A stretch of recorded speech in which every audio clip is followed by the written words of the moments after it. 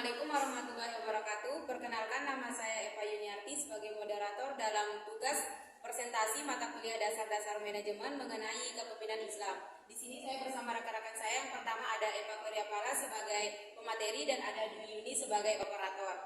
Baik, langsung saja kita ke materi yang akan disampaikan oleh Eva Koryapala. Kepadanya dipersilakan. Assalamualaikum warahmatullahi wabarakatuh. Nama saya Koryapala. Saya di sini sebagai presentator atau yang menyampaikan materi. Di sini saya akan menyampaikan materi tentang kepemimpinan Islam.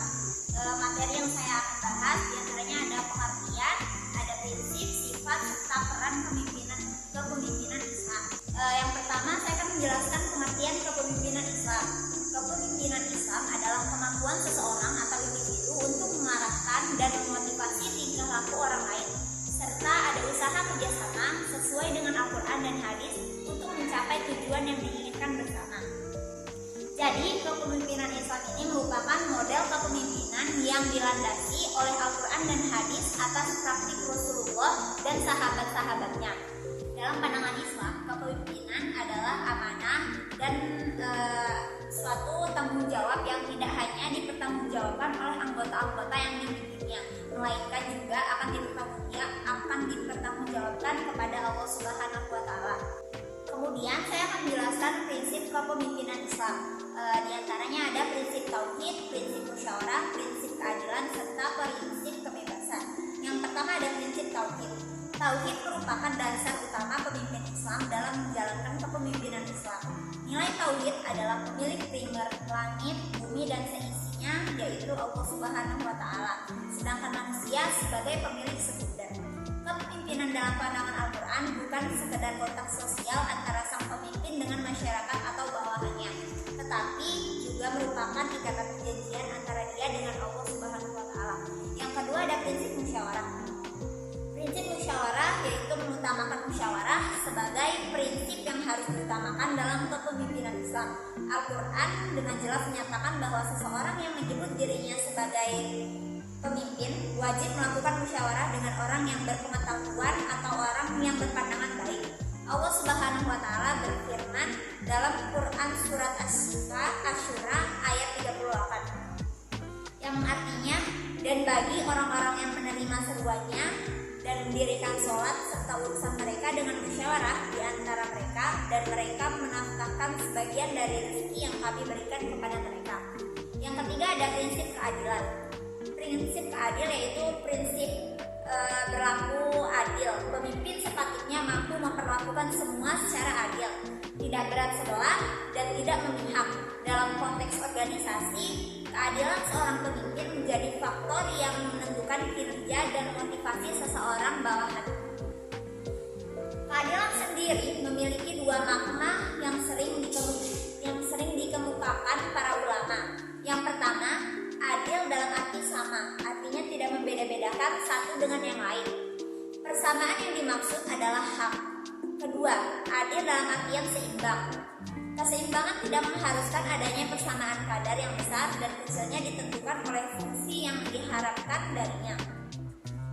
Yang keempat, ada prinsip kebebasan.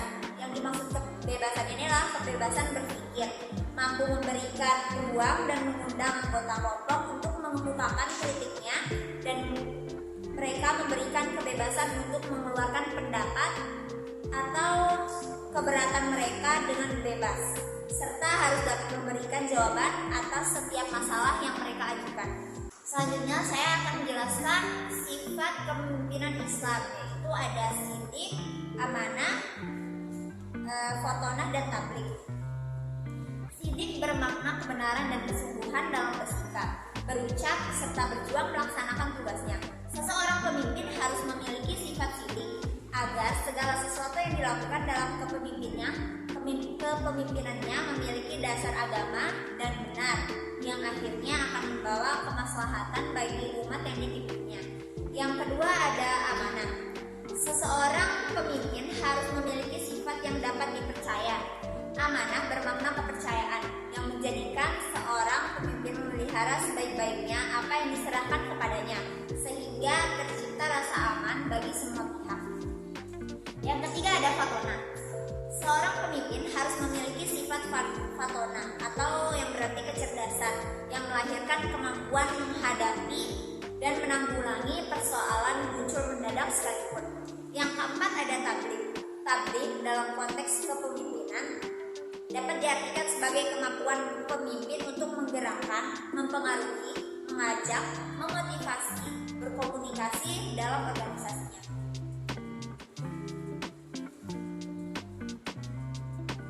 Materi selanjutnya yang akan saya bahas adalah peran kepemimpinan Islam. Yang pertama adalah pemberi arah. Seorang pemimpin diharapkan mampu memberi pengarahan sehingga dapat diketahui sampai sejauh mana efektivitas maupun efisiensi pelaksanaan dalam upaya pencapaian tujuan. Yang kedua ada agen perubahan. Seorang pemimpin sebagai katalisator perubahan pada lingkungan eksternal.